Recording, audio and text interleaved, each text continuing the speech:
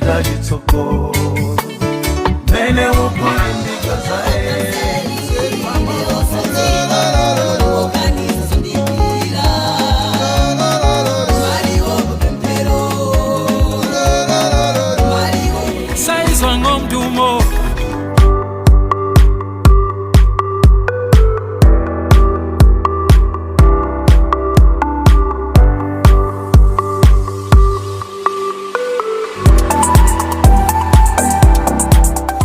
Good morning once again to you who is tuned in to the Daylight Breakfast Show. And of course, just like we had earlier communicated to you that at a given point in time, we're going to have an interview right here in the studio, as we'll be looking at everything to do with the current affairs while we are, as we do an introspection on how this particular year has been. And of course, as we zero in on Bill 7 as well, looking at the second reading being today, that is in Parliament. What are your thoughts? You can equally give us your thoughts on the line that is actually showing on your screen. And of course, with that being said, my name is Andrew Zulu. And of course, this particular morning, we have been joined by Mr. Bartholomew Phiri, who is a political analyst, and also he is the Lusaka Province Youth Secretary in the Socialist Party.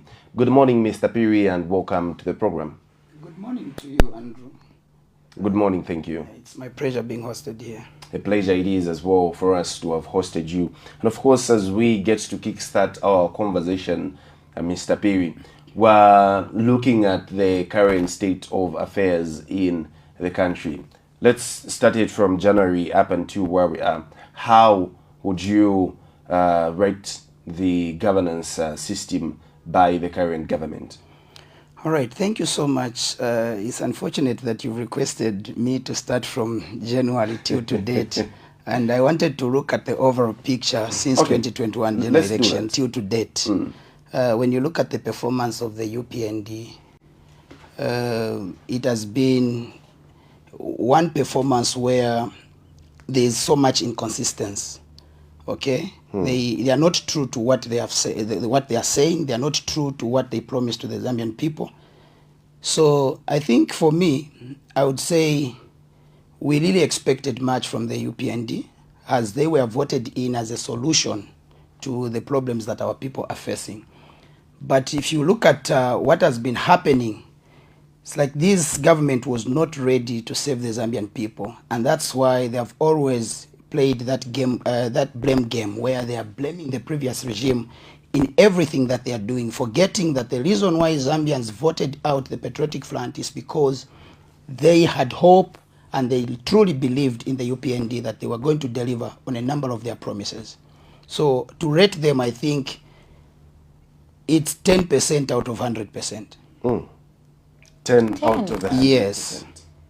Okay. We hope you're not just using a political lens, because maybe like, okay, you are coming from the opposition, and that is the reason why you maybe don't want to see, because the government, again, on the other side, they would come and pinpoint at free education, they'll come and pinpoint at the decentralization of CDF and making sure that CDF is accessible in all the constituencies. They'll also talk about the recruitment of the health workers, the teachers, among other recruitments. So you think that all only amounts to 10% out of 100? All right, thank you very much. I'm glad that you've mentioned about free education. You've talked about recruitment of health workers, and also you've talked about CDF.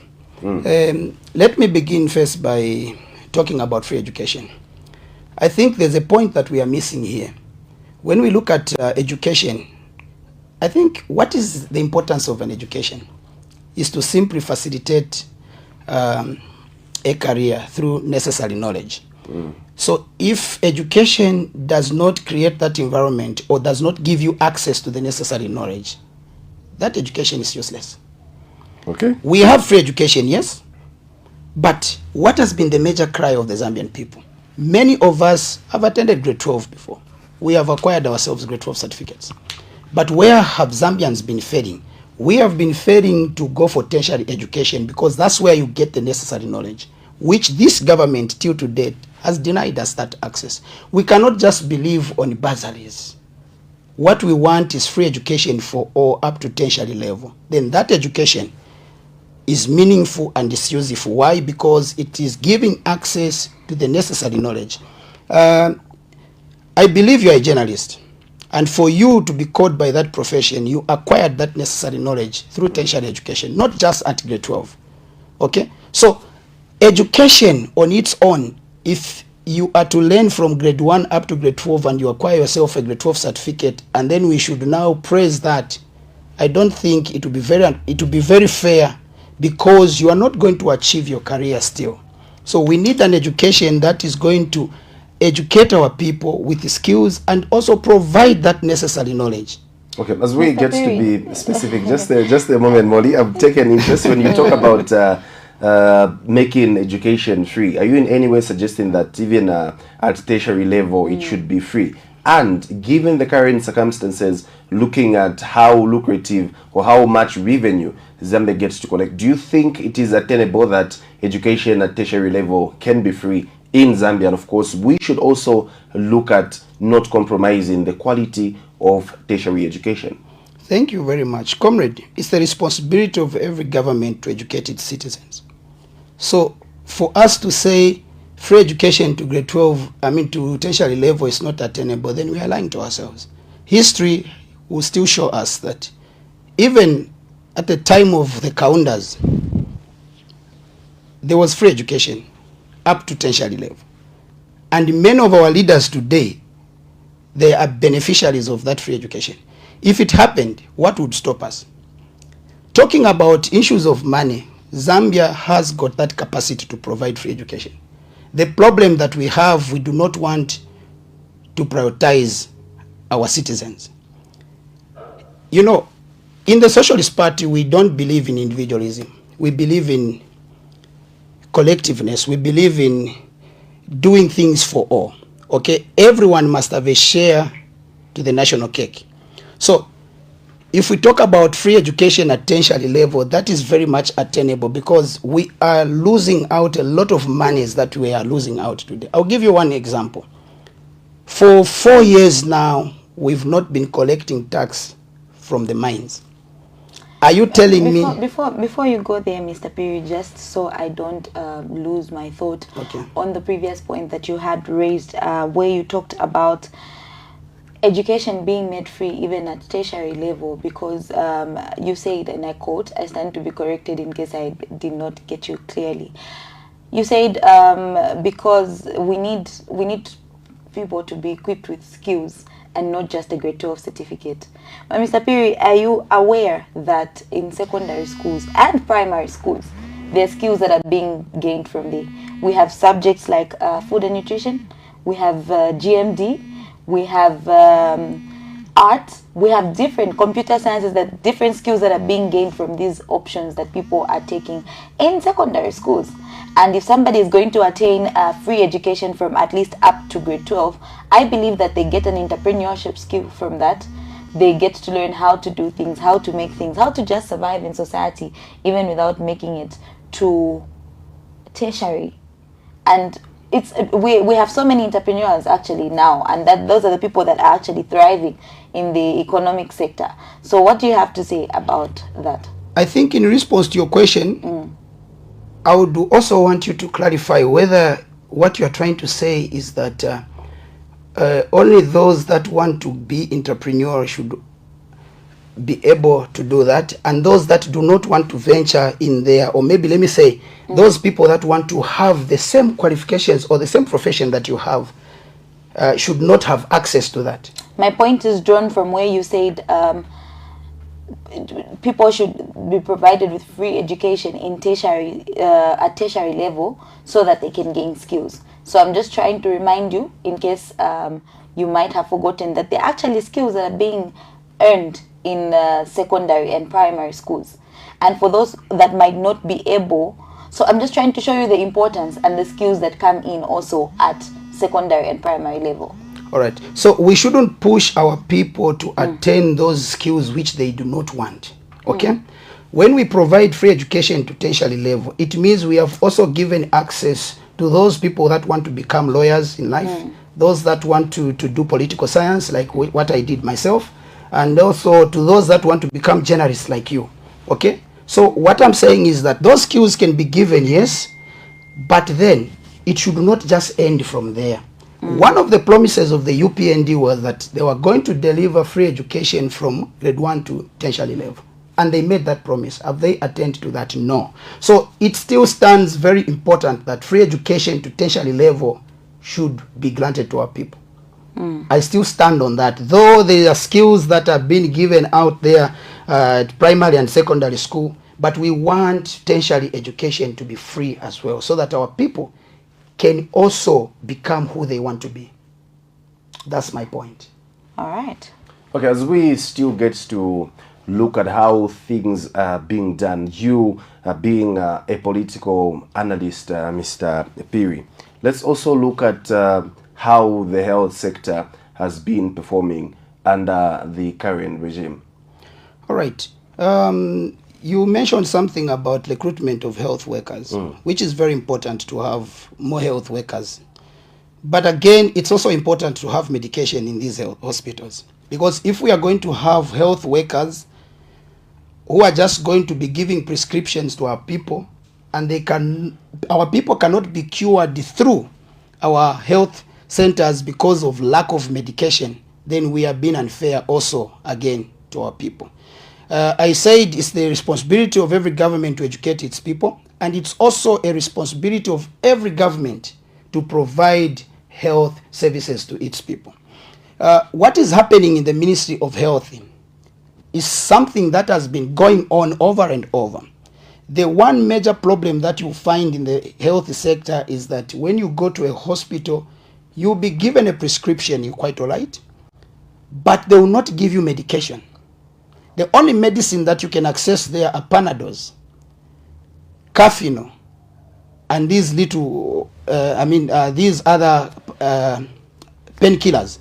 But then for them to give you a medication that is going to cure your disease, you are required to go and buy somewhere, or you have to register yourself under NIMA. I was at a hospital, Chipata Level 1 hospital, some good 2 months ago, where I went in the consultation room. I had to see the doctors, and they told me to go to the lab. I went there. Some tests were conducted, but they couldn't also conduct other tests because they do not have those test kits and the machineries that are required. Okay. I was sent to go to a private hospital. When I went there, they wanted me to pay 500 kwacha for them to conduct those tests. Now, imagine a common person who cannot afford to raise that 500 kwacha. What happens to those people? Because they will not be tested, meaning that they will not be cured. Because once a disease is defined, it is discovered, automatically they have to tell you what sort of medication you have to take. Okay? So that is a problem. What do we need in the health sector? We need seriousness, because when we talk about life, life is not a game. I keep on talking about this, that life is a serious thing. And if we have a government that compromises on life, then our lives are in danger. So the health sector has not been performing well because we do not have adequate medication in these hospitals. Let's do the rating, Mr. Phiri, right there, because you earlier mentioned of some health facilities not having equipment, but of course maybe there could be other alternatives if at all you look at bigger hospitals and all that in relation to convenience. But as we move on, still analyzing, as we move on to the next sector, overall, how would you rate the performance of the health, the Ministry of Health in Zambia? All right. On a scale of 1 to 10. So on a scale of 1 to 10, I think I would say we have not exceeded 50%. Okay. Because what we are doing in the health sector is that we are able to provide, when people come for consultation, we are able to provide that. But at the same time, we are unable to give them medication that will cure. So I don't think it can jump the rate of 50%. Average 40? It could be 40, somewhere around 40 to 45. Okay, great, thank you. Now, as we move to another aspect, let's also look at the rule of law. How would you describe the upholding of the rule of law under the current government from the time they assumed office up until where we are? Right, thank you. So when you look at the rule of law, is that they have not remained or stayed true to their words. They said they will restore the rule of law. But what is happening today, there is no rule of law to talk about, because we are led by a government that would only consider it to be a rule of law if it is on the side of the opposition. But when it is on their, if it is on their side, if you do something wrong and you are coming from the opposition, then you'll be dealt with. But for those that belong to the ruling party, are on record to abrogate the law, are on record to misbehave in public, and they are untouchable. So when we talk about the rule of law under this current administration, it doesn't exist. Okay. It doesn't exist at all. Okay, when you talk about the rule of law not existing, of course you've pinpointed one aspect where you talk about when it is in relation to the government, then they go scot-free. If it is the opposition, then the law will take its course. But have you in any way, can you maybe give us an insight or maybe pinpoint to say, okay, you saw this as an illegality and you reported to the police and they did not rise to the occasion? All right. So when you one thing that I would point at here is issues to do with the by-elections.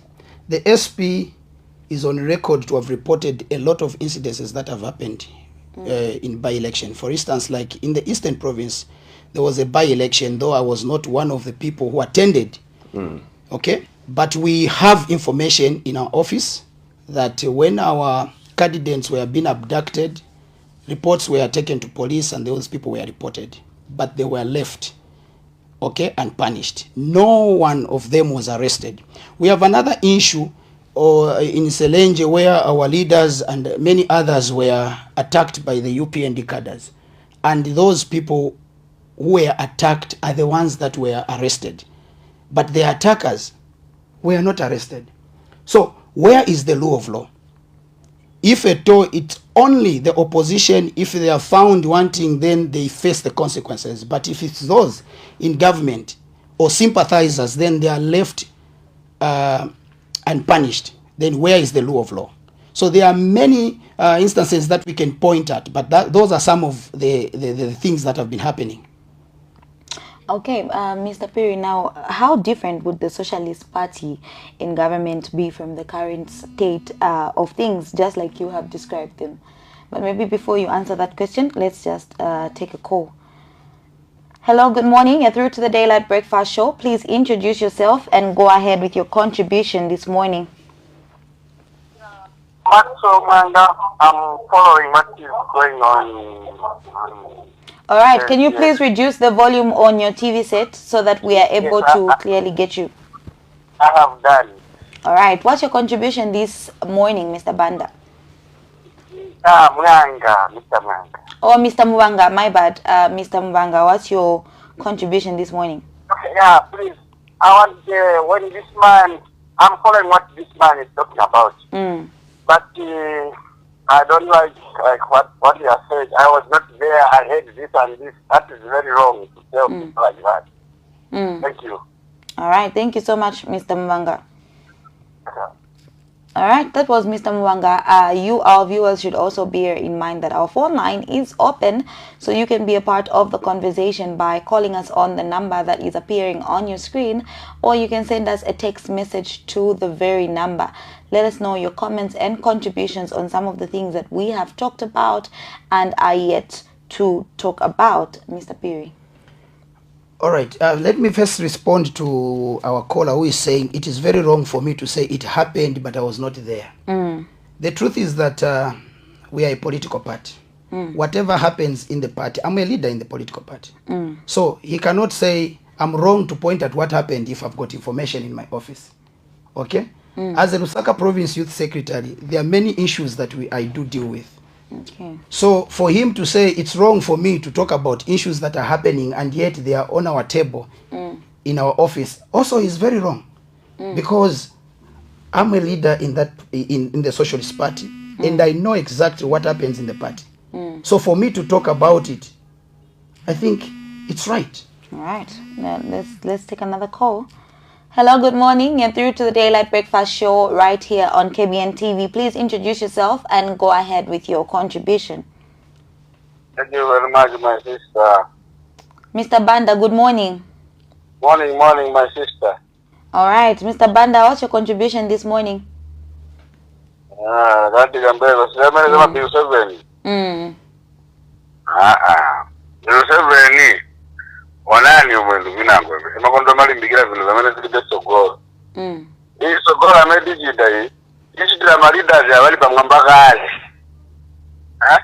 Wana marida zi awali pa mwamba kudala hapa. Jamene na hii Bill 7 kudaku dipite. Ibide kushikanga wana watu, iwe sister wanga na ile wana watu. Wazape zikapaji, wana lipa ground, wane zili vitu hipo. Lodi shedding sipinga itashenga ako, mara iti yatika pita. Wakamba chate, wakamba fast. Tuwe no vitu vilibuino, basi kutaa chite. Uyafeodi, wakangiwa. Wayo, wali bizo na Bill 7. Bill 7 ni achia. Kodi Bill 7 mwingvera mweka kuti. A president, azika pointa ma MP hadi 50. Nanga kafuno pointa kapina komene ya wene azizwa wezi. Ngadaza pointa buru wao, mzaka mbaja. Kai vinapita kudala, mzaka mbaja. Kuripe. Zimi vidi kwa se tekijani Facebook. Kaya maramulo kwa diati komere. Mwazona maramulo maningi ya utonga mwata apijenga. Kenda inaigo na miko wene ipa nasira maningi. Ni kwa amuna. Amuna wambili maningi wali kuchere kamba kazi kada. Nge wambili maningi, mkona sisi maningi. Waje jenda vile ipa nasika mbulukwani. Iyo Bill 7 iyo, muzai wala wambili maningi wazama ngiwa. So meaning, protect ya kuti vishiko protect watu, kukala kulipe. So Bill 7 iyo, kio kuti mulanga iko ndwerela ya. Iko ndwe samele ya hali kusokulu kudala makandazi, amele ya makata ni wa chipani. Cha, ike chipani. Kozi ngati mundu wakuvotera wanu ndiwe MP wanzeru kutokwino. Tunga support hivi divaso. Kozi aleze, wanapula wakanai ija Bill 10. Ija vidi Bill 10 hivi. As you conclude, Mr. Banda.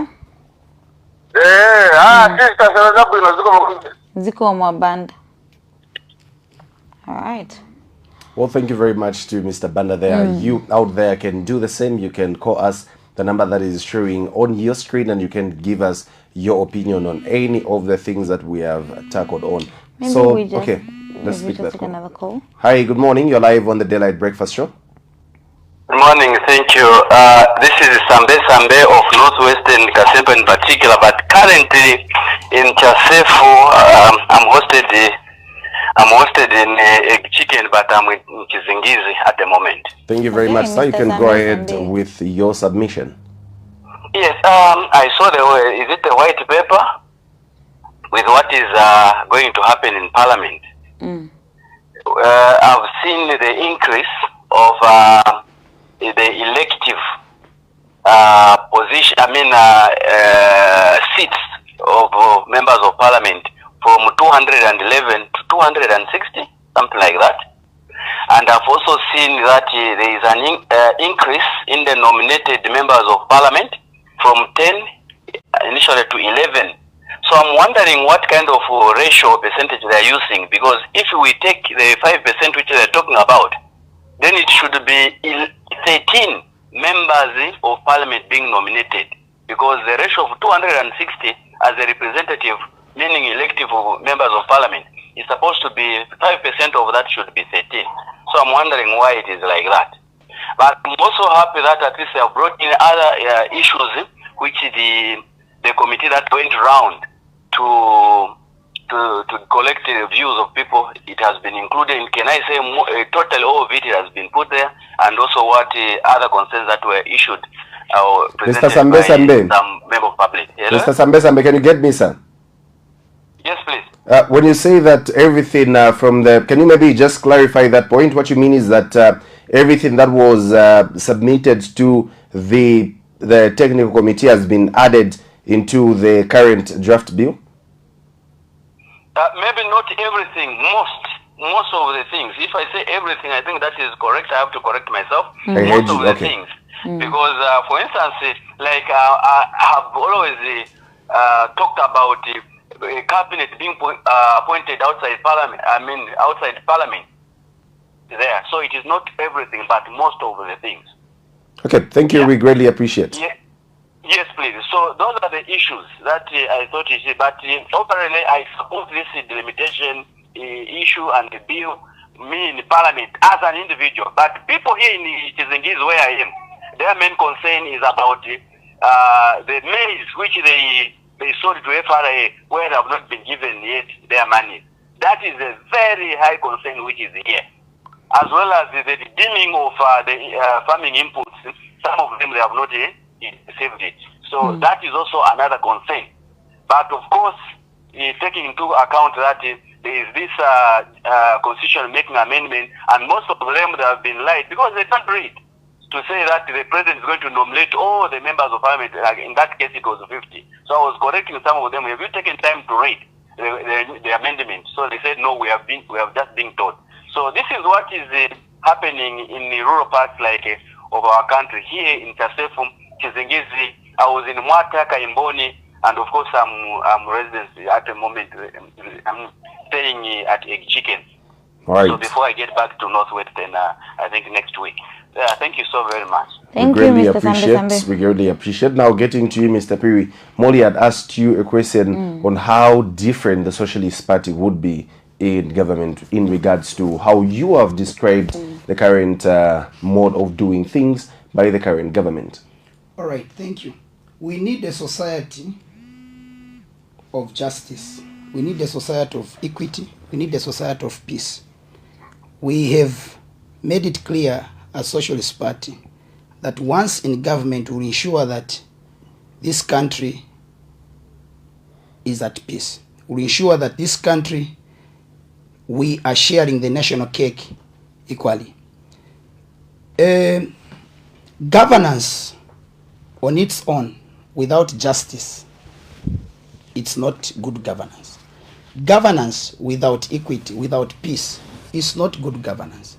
So we want people to be equal in this country. That's why we are saying, we are talking much about justice, equity, and peace, because we believe that once justice, equity, and peace is brought to this country, then it means we are now going to we are going to prioritize national interest, okay? Because justice, equity, and peace, those three pillars that we stand on as SP, they come with their core values. They come with their principles.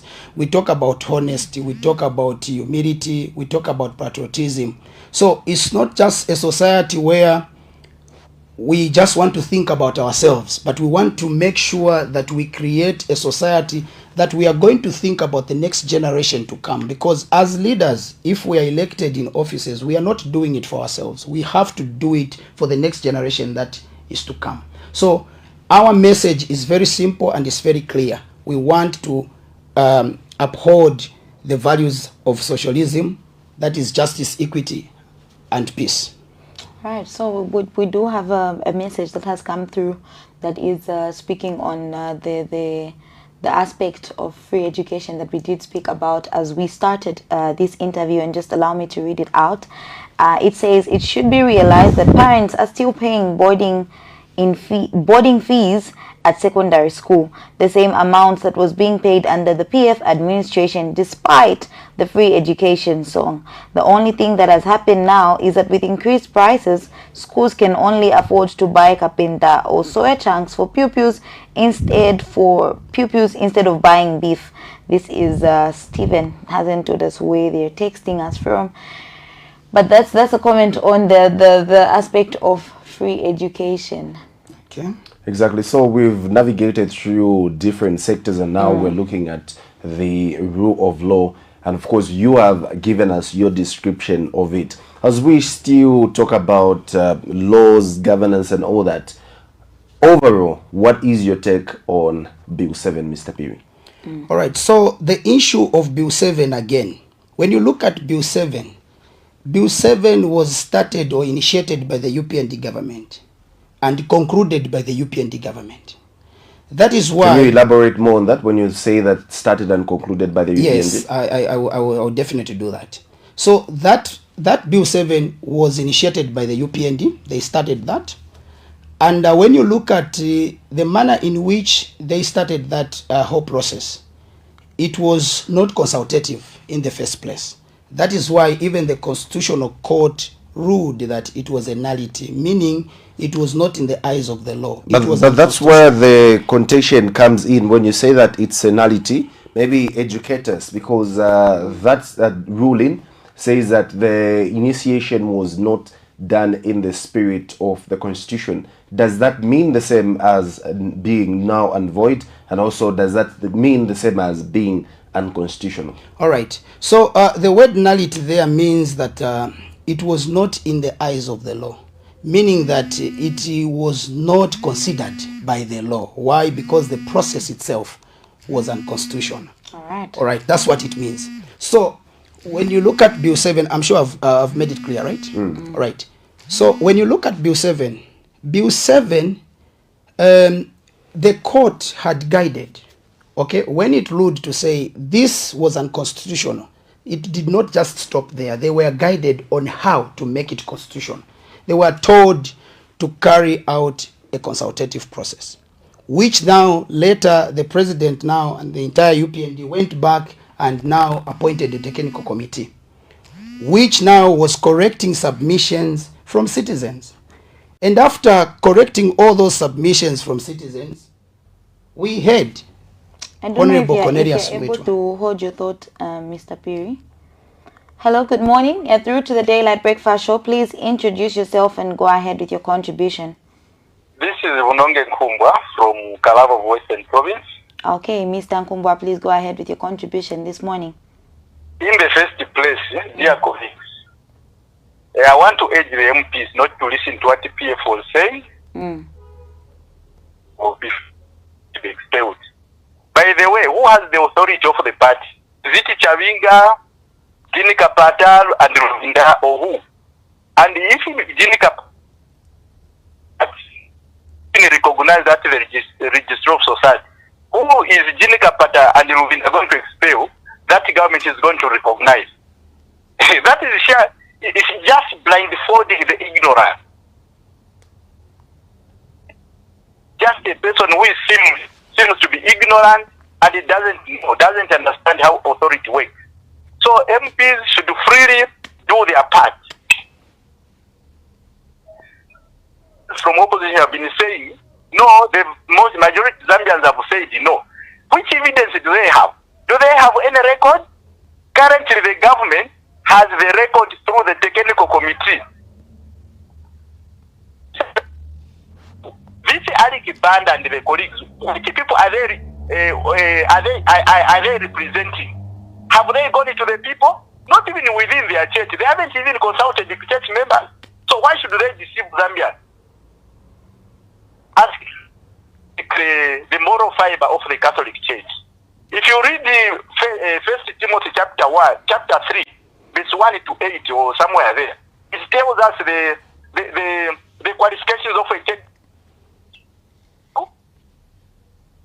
In Dr. Bishop Banda and the colleagues who are trying now to misinform Zambians. Is he misinformed to adopt similar to witchcraft? Because the Bible says once you do acts that are evil, according to Galatians chapter 5, okay? Starting from verse 19 to 21, it tells us the act to the spiritual one, okay? Adultery, falsehood, do all those things. And that's what Catholic leaders are doing, spreading falsehood. Now, how credible are these people? Do they really represent the kind of Mr. Nkumbwa, as you please conclude, we have to give chance to other callers. We are running out of time. They claim to speak on behalf of the church. Do they understand the mind of God more than other clergy? So Zambians should treat these people as, I think, not really representing the mind of selfish motives, because they don't even qualify to speak for the church. They don't, because the things that the Bible says Christians should not do, that's their. If you want to win some seats as opposition, thank you very much, sir. You lose everything, because we greatly appreciate you, but we had to let you go because time we don't have the whole day here, so we need at least to accommodate other callers as well. as they come in to air in their views. We have another caller. Hello, good morning. You're live on the Daylight Breakfast Show. Oh, good morning. Good morning, morning. thank you. Who are we talking to? Honorable himself, Honorable Mkosa. Mr. Mkosa, yes, please, you can go ahead. Yeah, mine is on view 7. Mm. It is good that this day has come, and I was looking forward to this day because a lot of noise were made from all different angles. The one who are supporting and the one that are against. For those who are against, they never told us why, which clauses were bad, and even lying with straight faces to the Zambian people and the world to say the court. As we proceed the conversation, Mr. Mkosa, are you? It's a yes or a no for you on Bill 7? For me, I support this bill. Thank you. You can proceed now with your submission. Yes, I support this bill because it's very progressive. Once my father, you are capable, you are competent, but I manage to sokonezani minkani ya utizika kubati mwibando icha. But ingachapa maonesa kuti you are there, you can do it. Mazionesa, because again, it's not just to say my youth, at wazambu kukonkani. Mufunga uzionesa to me, I'm here, I can do it. Bazaku konkani, bazaku chitani nominate, bazaku pazani mpani. So right. For me, I feel this is a very good bill, which needs to be supported by all normal and well-meaning Zambians, because we need to make a progress. We cannot be debating about the same thing over and over. You remember my sister and my brother there, these are the same noises that we got about the cyber security bill. A lot of things, bad things were talked about, were said to the people, misreading people. Are those things that were being talked about? We advise the people to say, these laws are many cyber security bill. They are the same laws that necessarily mtaka kutukana mpeleka kukotu wa mchita report wakakupera drama kunyunya wa mchita report ku police. We told people, now these same laws, they just want to be taken kutoka mwene tiwe ya serenzela hapa kupeleka ku cyberspace, because there is some people that are using cyberspace to insult people, to scam people, to do all sorts of bad things. As you conclude, Mr. Mkosa, we are running out of time. Yes, as I conclude, I want all just to encourage my fellow Zambians that these rights that we have been told by these people that are opposing Bill 7, they are nowhere near what is after this bill goes through. You celebrate and you see that this government mean well. This bill is here to enhance the participation of different people, or inclusivity of everybody in our country. We need to work together to develop our mothers. And I think this is my humble contribution. Right. Thank you so much. Thank you greatly. We greatly appreciate. Mr. Phiri, you were explaining something before we received that particular phone call. Yes. So the callers are talking about Bill 7, which I was also talking about. So the issue of Bill 7 here, I have made it clear that the Constitutional Court made the judgment to that, and the order was that they were guided now on how to make it constitutional. Then later on, after the technical committee made their submissions, after the people made their submissions through the technical committee, we heard the Minister of Information saying, no, we are not going to incorporate anything that has been delivered from the technical committee. The question is, what was the whole essence of the technical committee, if at all you cannot include what has been submitted? So the issue of Bill 7, why are we saying that Bill 7 is not progressive? They are saying those clauses are non-contentious, and yet they are contentious. How? How? Number one, they are talking about doing away of by-elections because elections are costly. And then they have said when a candidate dies or resigns, we should not hold by-elections. Instead, the political party should now appoint a person who is going to take over. Who does that? Why taking away the responsibility of citizens to a political party? Do you know the danger of that? The loyalty of that person appointed will not be to the people. It will be to the political party, including those that have been voted during an election. They will not pay loyalty to their people they are representing. Instead, they will pay their loyalty to those that are appointing them. Because automatically, if they don't pay loyalty, what if he's been expelled from the party? Then we should not have a by-election. Instead, we should allow that party now to appoint who should represent the people. Allow people to choose who must represent them. If we are going to give powers to the political parties, and then we take away powers from citizens, then whom are we representing? Are we representing political parties or citizens? Because those representatives are voted in those offices to represent the people. Zambia is a democratic country. And when we talk about democracy, there is direct democracy and the indirect democracy, where you choose representatives. So now, if people are not going to have that right of choosing representatives, then who is going to choose representative? Political parties. Then where will be the loyalty? The loyalty, of course, will be to the political party. So that on its own, it's a problem. The other thing they're talking about is issues of youth, women representation. Let's be walking. Maybe before you get to that, let's just squeeze in one last call, as we're also running out of time. Hello, good morning. You're through to the Daylight Breakfast Show right here at KBN TV. Please introduce yourself and go ahead with your contribution. Yes, so my take is on... your name and where you're calling us from? My name is Dean. I'm calling from within Osaka. Okay, please go ahead with your contribution. Yes, so my concern is Bill 7, which is ongoing. Because the foundation has been very shaky. Because in the first place, if you remember, it's the president who actually initiated this whole bill. So it started with the party. So most people are not included. And there are a lot of people, especially in rural areas, who don't even know anything about what's going on.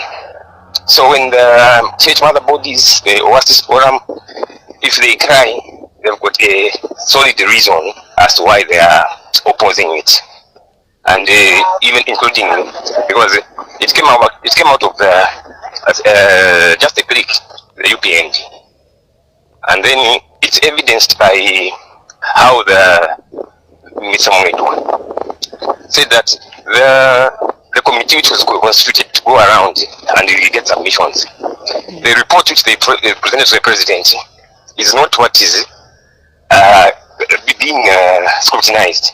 It's the initial one. So why now bringing something which has been nullified by the courts? So that's my take. All right, Mr. Dean, thank you so much for calling. Okay, thanks very much. Okay, now we are in the dying minutes of the show, unfortunately. We have to get to a point where we have to go, and it's almost about that time. So maybe the question that I would want to ask you, Mr. Phiri, is let's say Bill 7 goes through today. Are there any benefits or any good things that you have seen, even if it's one thing in Bill 7, that the Zambian people will be able to benefit from, let's say it passes? Look, I'm going to quote the words that the current president, while in opposition, quoted. He said, you cannot drink poison because they have put sugar in that. I think that explains it all. The thing here is that any single clause there's a possibility that it is going to endanger the Constitution. Why? Because this Constitution should be amended with carefulness. Okay? So for me to say no, it's because they are saying by-elections are costly, so we can save money to ensure that that money is taken to other things in order for us to develop as a country. It will be very unfair. There is no by-election or any election which is cheap. So the whole Bill 7 is poisonous. Because even that's the process itself was not right. That should show you the desperation of the UPND. that should show you that this thing, that's why I said this is a bill that was started by the UPND and concluded by the UPND. Anything that comes against whatever they have proposed in there is not considered unless you support what they want. Then it becomes good for them. But if you oppose it, then it is bad, you see. And then before I go, I want to also talk about the principles and values of constitutionalism. We were talking about the law of law, which is one principle and value of constitutionalism. We are talking also about the separation of power. The three arms of government, which is the executive, the legislature, and the judiciary, there is no any arm of government that is superior to the other. They are all on the same level. The only difference is that the executive is headed by the head of state, the president, who is also the head of government, and the judiciary by the chief justice, the legislature by the speaker of the National Assembly. So the issue of disrespecting the judiciary, that on its own, it shows you that the executive takes itself to be superior than the judiciary, which is not supposed to be the case. So there must be total separation of power in a democratic country like Zambia. Right. If truly this government was democratic, they were going to respect the order that was made by the Constitutional Court, I think. Having said that, you not anticipating or you not being for the idea of Bill 7, given the current circumstances on the ground, do you think Bill 7 is going to go through today or not? Like I answered earlier on, I said that is dependent on members of parliament because it is set for today. All right. So we just hope that members of parliament will remain true to what they sworn in, because they took an oath of defending the Constitution. Okay? And this particular document that we are talking about, it is the people's document that regulates and governs how we do things in the country. So members of parliament, once again, I'm urging you not to disappoint your people. Listen to what your people have said. If this government has not listened to the people, our only last hope, it is members of parliament. Thank you. All right, thank you very much. And before that, before we close, Molly, just food for thought as we still talk about Bill 7. So now, here is a passage, an analysis in relation to what you need to know about regarding what is going on in Parliament. So, voting predictions for Bill 7. The House has a total of 167 members. As we are talking about these, 156 are elected. Currently, 155, as you know, the Chawama seat is vacant. We're talking about 8 nominated and 3 others. Now, the Vice President, the Speaker, and 1 deputy. We're talking about a total of 167. Now, Bill 7 will need a 2/3 majority or 110, or in this case, yes, though, instead of 111 to pass, because without the Chawama seat, the 2/3 majority is now 110 from 111. Now, the House composition, we're talking about UPND having 88 MPs. We're talking about 8 nominated and the Vice President. Of course, total of 97 potential yes votes for the UPND. That is what we are looking at. Now, we talk about the independents. We have 10, and PF has got 54. Members of Parliament was 55, now minus the Chawama seat. PNUP has got 1, assuming that the Speaker and 1 of her deputies or 2 deputies will vote yes. That is 2 additional votes to the UPND's 97, bringing the total to 99 votes. Now, as we talk about the vote deficit, we're looking at the UPND only needing the support of 12 members of Parliament from independents and oppositions to pass Bill 7. Now, the question is, has the UPND mobilized enough support, or can the UPND fail to mobilize 12 votes from 54 plus 1 plus 10, which is 65 members of Parliament? That is a food for thought. We're yet to see if at all the UPND has garnered enough support, just like Honorable Cornelia Smithwa had said, Modi. And I just want, I would like you to emphasize that that's a prediction you were reading out, and it's just an analysis by somebody. We're yet to see how things will unfold.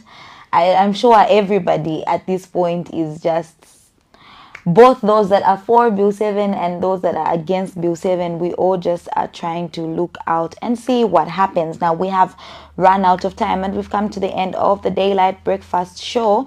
Remember to stay informed. Remember to stay glued to things that will be happening today, as today is a very important day for us as a nation. We'll be back tomorrow as we will get to talk more about how things will unfold today. I would like to say a very, very, very, very huge thank you to everybody that did take their time to tune into the breakfast show, the Daylight Breakfast Show.